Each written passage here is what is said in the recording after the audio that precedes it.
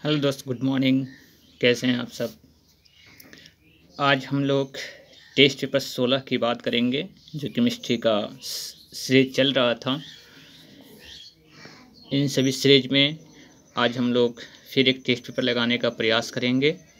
आप लोग जुड़े रहिए आर के mathematics classes Bettiah Rinku sir के साथ। तो चलिए बाबू, आज की टेस्ट पेपर की करते हैं शुरुआत। पहली क्वेश्चन है कि निम्न में से कौन सा अस्थायी तत्व है। निम्न में से कौन अस्थायी तत्व है। देखिए, तत्व कौन होगा, तो इसमें हाइड्रोजन, लोहा, यूरेनियम और सीसा। सबसे अस्थायी तत्व इसमें बाबू होता है कौन सा है, तो सीसा है। तो सबसे अस्थायी तत्व इसमें सबसे कौन होगा, तो आपको सीसा हो जाएगा। अक्रिय गैसों की खोज किसने की थी, तो अक्रिय गैसों की खोज बाबू रैमजे ने की थी। तो ऑप्शन नंबर क्या हो जाएगा, डी, यानी कि अक्रिय गैसों की खोज किसने की थी, रैमजे ने। खाना को पकाते समय सर्वाधिक मात्रा में नष्ट हो जाते हैं। तो खाना को पकाते समय सर्वाधिक मात्रा में बाबू गर्म करने पर उसमें विटामिन की कमी हो जाती है, इसलिए विटामिन आपको आंसर हो जाएगा। खाना पकाते समय सर्वाधिक मात्रा में क्या नष्ट हो जाते हैं, तो विटामिन।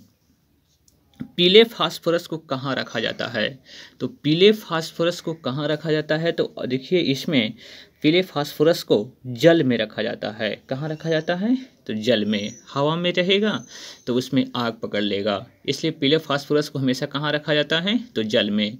कौन सी गैस चांदी की सतह को काला कर देता है, तो देखिए इसमें कौन सी गैस, तो ओजोन जो गैस है ना बाबू, यह चांदी को क्या कर देता है, चांदी की सतह को काला कर देता है। यूरिया में नाइट्रोजन की कितनी मात्रा होती है, तो यूरिया में नाइट्रोजन की मात्रा कितनी होती है, तो 46%। इसलिए यूरिया की में नाइट्रोजन की मात्रा कितनी होती है, तो 46%। मूंगफली के तेल में हाइड्रोजनीकरण में प्रयुक्त उत्प्रेरक कौन है। मूंगफली के तेल के हाइड्रोजनीकरण में प्रयुक्त उत्प्रेरक कौन सा है, तो इसमें निकेल है बाबू। आतिशबाजी में लाल रंग का किस मूलक के कारण होता है, तो आतिशबाजी में लाल रंग किस मूलक के कारण होता है, तो लाल रंग जो होता है ना, वह स्ट्रांसियम के कारण होता है, इसलिए ऑप्शन नंबर क्या हो जाएगा, बी सही हो जाएगा। अम्ल और क्षारों की अभिक्रिया में फलस्वरूप बने पदार्थ को क्या कहते हैं। अम्ल और क्षारों की अभिक्रिया के फलस्वरूप बने पदार्थ को क्या कहते हैं, तो लवण कहते हैं। क्या कहेंगे बाबू, लवण। उदासीनीकरण क्रिया में क्या बनता है, तो उदासीनीकरण क्रिया में आपको लवण एवं जल बनता है, तो इसलिए ऑप्शन नंबर सी सही होगा। इसमें उदासीनीकरण की क्रिया में क्या क्या बनता है, तो लवण और जल बनता है। सबसे शुद्धतम जल कौन है, तो सबसे शुद्धतम जल बाबू वर्षा का जो जल होता है वह सबसे शुद्ध होता है। शुद्ध जल क्या होता है, अम्लीय होता है, उदासीन होता है, क्षारीय होता है, या दोनों होता है, तो शुद्ध जल जो होता है ना वह उदासीन होता है। मलेरिया परजीवी को नष्ट करने में प्रयुक्त औषधि कौन सी है। जब मलेरिया हुआ हो तो उसमें कौन सी औषधि का यूज किया जाता है, तो उसमें क्लोरोक्वीन नामक एक औषधि है जो आपको परजीवी को क्या करता है, मलेरिया परजीवी को नष्ट कर देता है। किसमें कार्बन की प्रतिशत मात्रा सबसे अधिक होती है, तो कार्बन की सबसे अधिक मात्रा ढालवा लोहा में होती है। ढालवा लोहा में कार्बन की सबसे अधिक प्रतिशत मात्रा होती है। 15 नंबर क्वेश्चन में आदर्श गैस की आंतरिक ऊर्जा निर्भर करती है। आदर्श गैस की आंतरिक ऊर्जा उसके ताप पर निर्भर करती है। आदर्श गैस की आंतरिक ऊर्जा किस पर निर्भर करती है, तो ताप पे।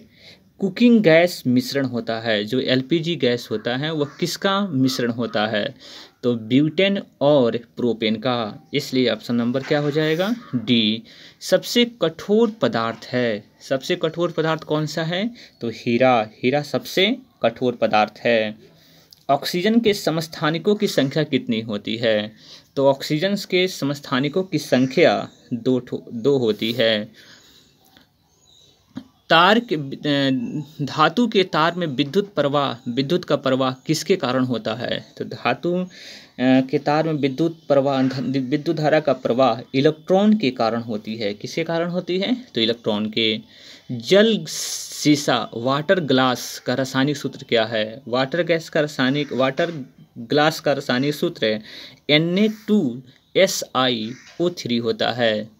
Na2SiO3। ड्यूटेरियम के नाभिक में होते हैं, क्या होते हैं ड्यूटेरियम के नाभिक में? D2O में क्या होता है?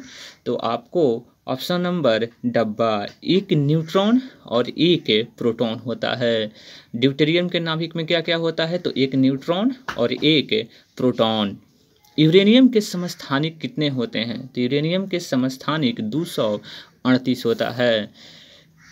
हाइड्रोजन के समस्थानिक कितने होते हैं? तो हाइड्रोजन के समस्थानिकों की संख्या 3 है और ऑक्सीजन के समस्थानिकों की संख्या 2 है। अनिश्चितता के सिद्धांत का प्रतिपादन किसने किया था? अनिश्चितता के सिद्धांत के प्रतिपादन हाइजेनबर्ग ने किया था। किसने किया था? हाइजेनबर्ग ने। स्थिर ताप पर गैस का आयतन कम करने पर उसका दाब क्या होता है?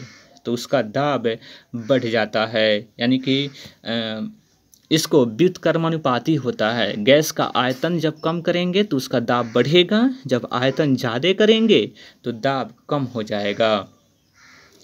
परमाणु भट्ठी में कौन सा ईंधन प्रयुक्त होता है?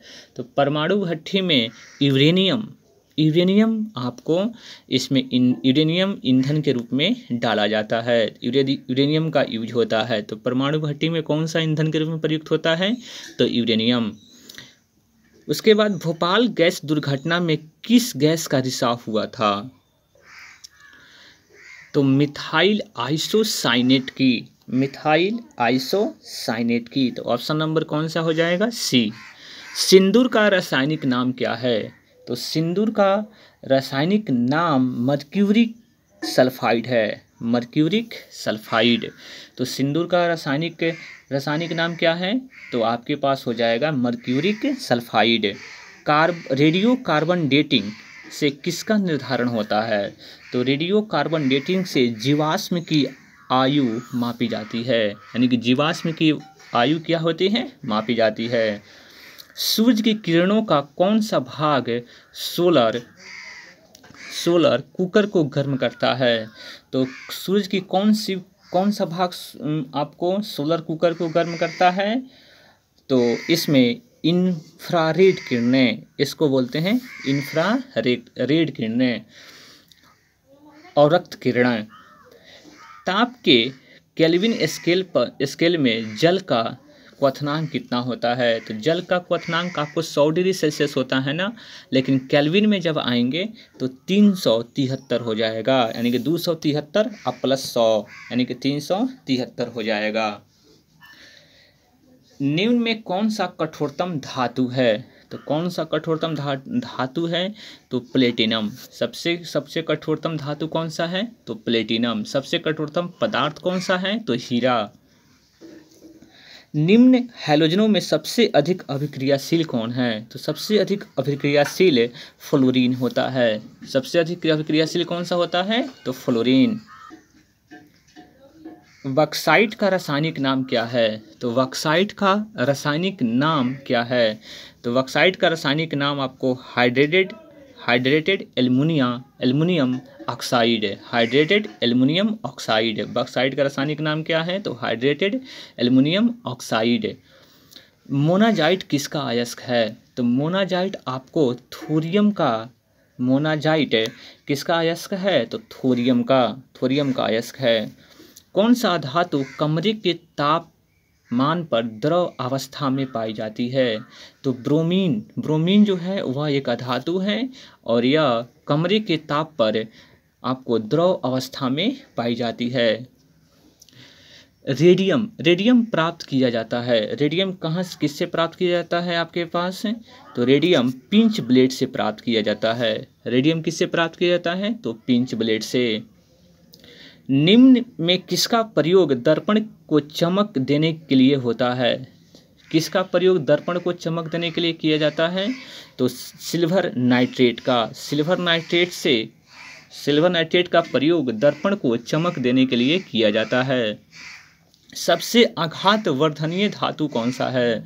तो सबसे आघात वर्धनीय धातु आपको सोना है।